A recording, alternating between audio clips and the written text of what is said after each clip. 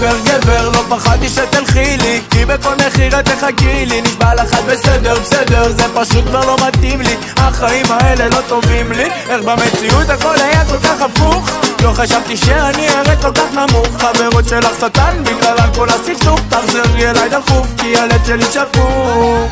בדרך כלל לא מקשיב, בדרך כלל זה לא מזיז לי מה שאחרים אומרים. פרצות שמועות בעיר מאנשים שאני לא מכיר, אבל אתמול זה בא מכמה חברים. אמרו לי שראו אותך באיזו מסיבה בחיפה, בשעות הקטנות של הלילה איתו יושבת לידו, ואמרו לי שהוא לוחש לך כל מיני דברים ברוסן, ועל הצוואר שלו סימן של אודם בראש.